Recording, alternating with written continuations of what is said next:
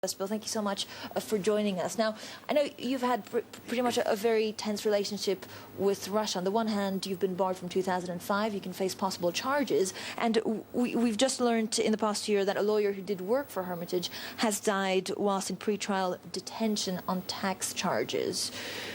How are things standing at the moment?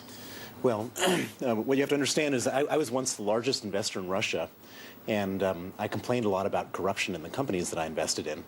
And as a result of that, I got kicked out. And then 2 years later, the police raided our offices, took away all of our corporate documents, and then those documents were used to steal our investment companies. We hired this young lawyer, Sergei Magnitsky, to help us unravel this fraud. He discovered that the policemen were involved in the fraud, testified against them. He was arrested by the same police officers, put in pretrial detention, asked to withdraw his testimony. He refused. They tortured him. He died. It says something truly horrific about the investment climate in Russia if this is what can happen to the largest investor in the country. And so a lot of people talk about opportunities or not in Russia, but Russia really deserves to trade at a huge discount because of this corruption and this sort of malignant system that just doesn't work.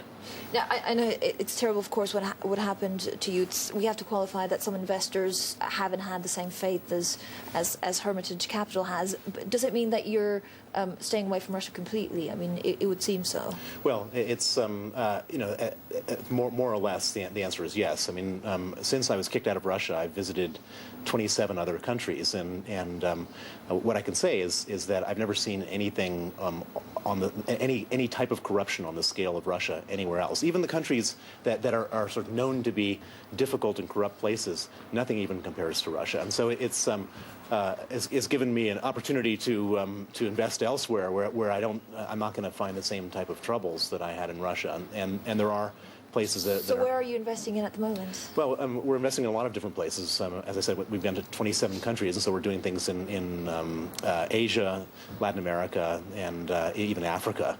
I mean, essentially, from an investment standpoint right now, if interest rates in the U.S. stay low, which I think they will because of these economic problems, people are going to look for where can you get growth and economic return on your money, and the economic growth is taking place in countries in India and China and various places like that. But there's also a risk that if the economy grows too fast, too furiously, then it will create asset bubbles. Is this something that you're wary of in China? I mean, the government itself has warned somewhat that they have to cool down the growth, otherwise this is a possibility for the future.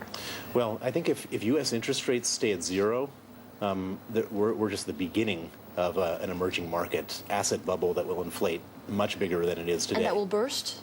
All bubbles eventually burst, but if your alternative is zero with your money in the bank, or investing in a company that's, let's say, trading at 12 times earnings, that could go to 24 times earnings pretty easily. And right now, emerging markets are the places that are growing economically, and that's the places where jobs are being added, where more cars are being bought, where more mobile phones are being purchased, etc. But what kind of time frame should an investor play these emerging markets? If you say that there's a big possibility of asset bubbles and these bubbles bursting, are you going in with a 2-year, 3-year time frame before the bubble bursts? Well, I think one has to look at it not from a time frame standpoint, but from a valuation standpoint.